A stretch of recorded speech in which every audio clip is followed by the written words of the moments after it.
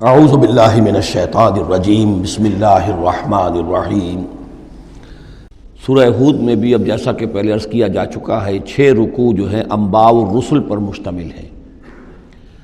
جیسا کہ اس سے پہلے کئی مرتبہ عرض کر چکا ہوں، یہ 6 رسولوں کے حالات ہیں جو قرآن مجید میں کئی بار آئے ہیں۔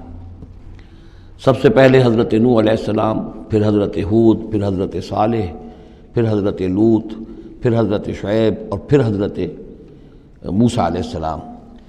تو یہ جو نقشہ آپ کے سامنے اس وقت موجود ہے، اس سے آپ کو اندازہ ہو جائے گا کہ یہ پورا یوں سمجھیے ارض القرآن ہے۔ یہ قرآن مجید میں جن رسولوں کے حالات آئے ہیں وہ سب کے سب جو ہیں وہ اس خطے کے اندر وہ مبعوث کیے گئے۔ یہ داہنی طرف جو ہے وہ بحر جو خلیج فارس ہے، یہ خلیج فارس سیدھا اوپر اگر لکیر چلی جائے گی اور ادھر سے یہ جو بحر قلزم ہے، اس کے جو یہ اوپر جا کے 2 کھاڑیاں بن گئی ہیں، تو وہ جو ہے خلیج عقبہ آخر میں اوپر اس سے لکیر جائے گی۔ تو یہ دونوں لکیریں جہاں جا کر مل جائیں گی، وہ اس نقشے میں ابھی نظر نہیں آ رہا، ذرا نیچے کیجئے تو شاید نظر آ جائے گا۔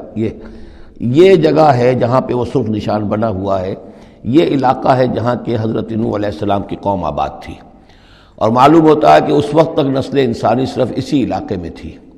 یہیں پر عذاب آیا ہے، بہت بڑا جو طوفان آیا ہے، اور اسی سے ذرا اور اوپر چل کر شمال کی طرف پہاڑی علاقہ ہے کوہ ارارات، اور اسی میں کوہ جودی ہے۔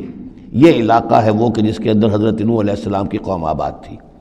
اس کے بعد جب وہ حضرت نوح علیہ السلام اور ان کے جو بھی بیٹے تھے وہ بچ کر جب آباد ہوئے ہیں، تو پھر ان کا ایک بیٹا جو ہے حضرت سام، وہ عراق میں آ کر آباد ہو گئے۔ یہ جو سفید سا آپ کو نظر آ رہا ہے، یہ عراق کا علاقہ ہے، یعنی اسی علاقے سے ذرا نیچے اترے اور عراق میں آباد ہو گئے۔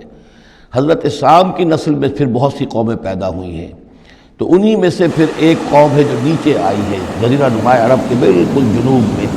یہ جو علاقہ ہے یہاں پر یہ قوم، یہ احقاف کا علاقہ کہلاتا ہے، اور یہاں پر قوم ہود، اور اس قوم کا نام عاد ہے۔